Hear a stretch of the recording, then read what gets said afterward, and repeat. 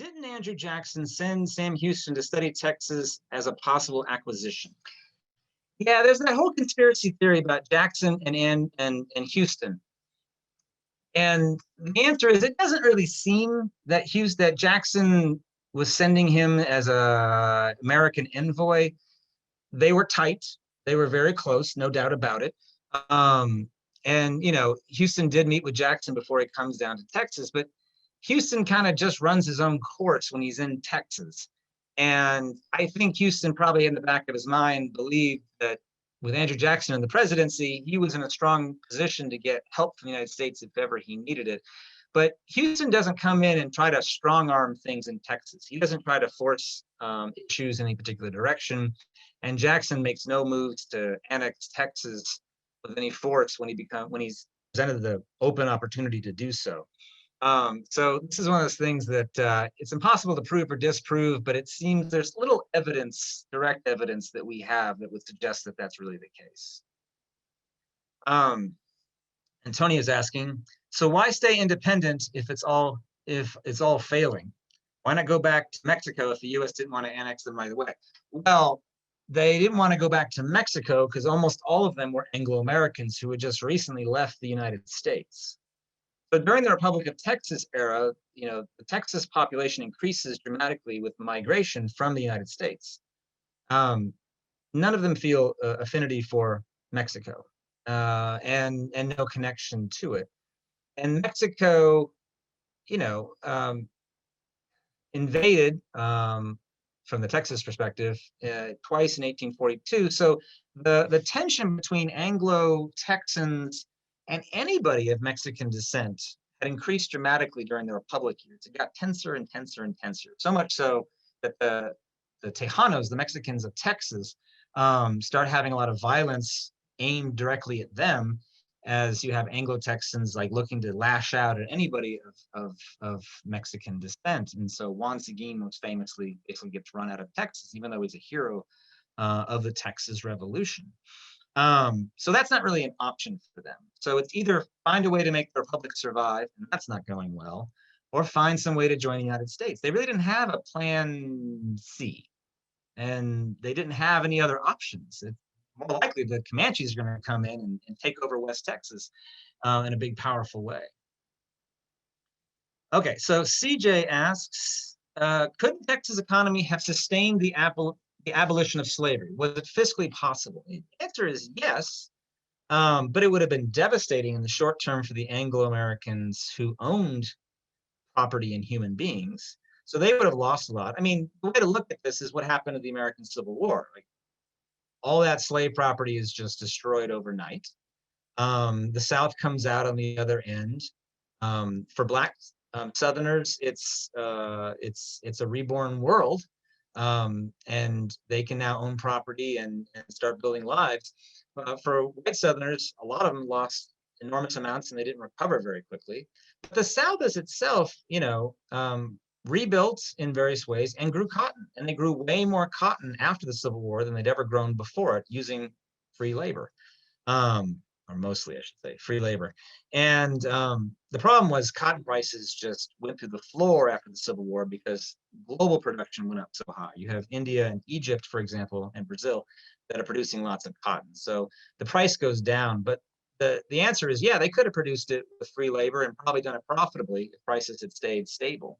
But they couldn't imagine that because that's not what they've seen. It's never been done before.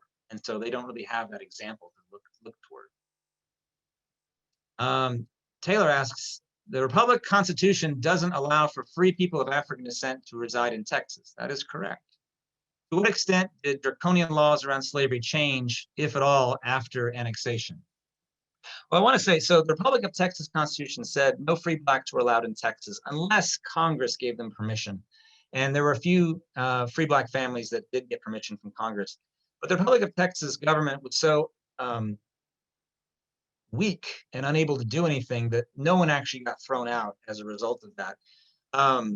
There were laws against free blacks in the state of Texas as well, not much of which was ever really enforced. There's also not a very large free black population, so they don't feel deeply threatened like they would if you had a large free black population like you have in New Orleans or in Charleston or in Savannah, a lot of these southern cities where you have more of a large free black urban population. Galveston had a significant number, but it's pretty much the only exception. And so nothing really got moved there. It was mostly on paper because everything is going gangbusters in cotton production in Texas in the 1850s. Things are going through the roof, prices are going up, they're making a lot of money, and they're bringing a lot of slaves in.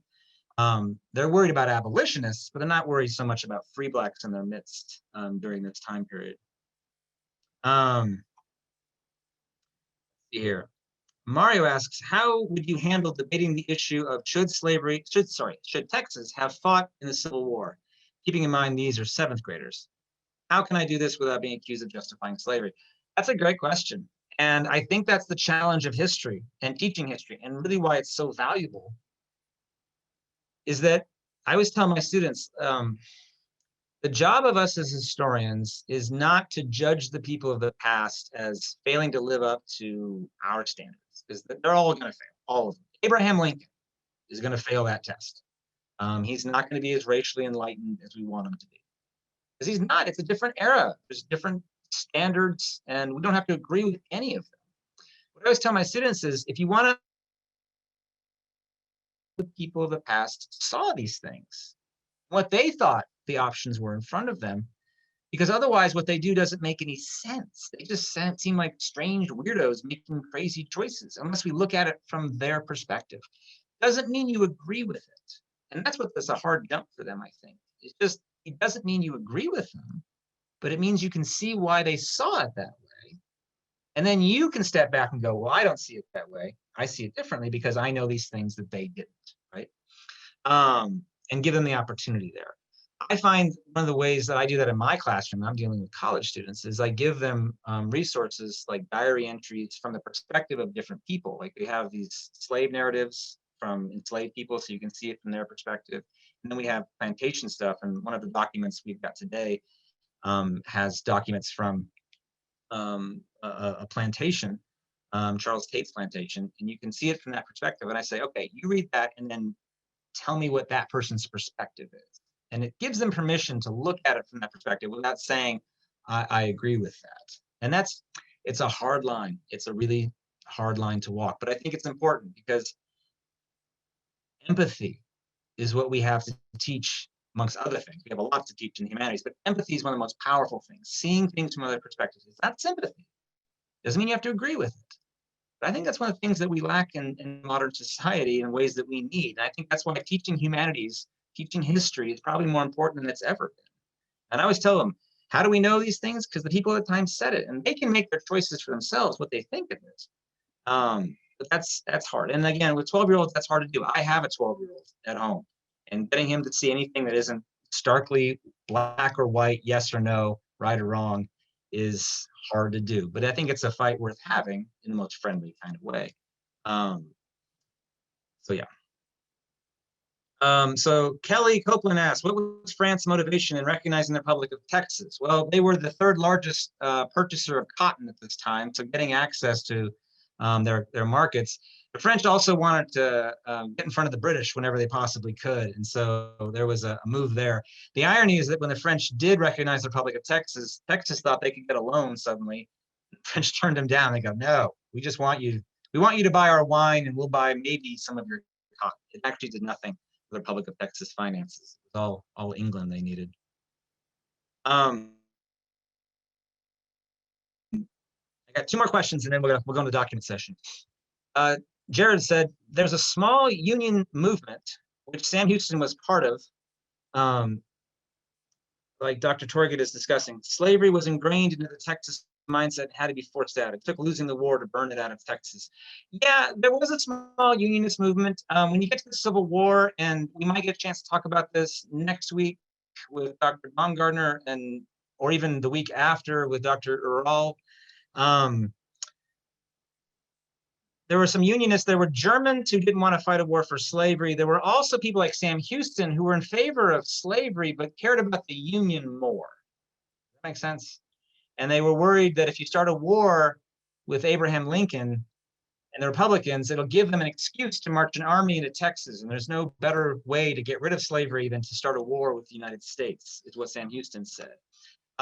It did take the war to change things. The war was a cataclysm. It killed 750,000 people. And that is the great shift that stops the most powerful slaveholding society in world history, the American South. It was going gangbusters up until that moment. It's an incredible, unlikely event that it ended like it did in 1865. The long term for the good, but in a bloody, smoking ruin is what it took. Last piece here. How long did the sharecropping system last, and what happened to those people once it was over? So that's after the Civil War. Tenant farming and sharecropping, which became a big part of the American South when people started losing their land because they couldn't afford it anymore. Sharecropping's still around, actually. So is tenant farming. It's a major part of the Texas and Southern economy, basically till World War II. World War II is what finally breaks the back of cotton and farming in Texas and remakes the economy in ways we recognize today. So we won't get quite that far in this series, but if you're interested in any sort of topics and you want to know more, you want some book recommendations, anybody can email me anytime. I'll be happy to point you in directions of some great works that'll help fill in some of these questions you guys have. All right.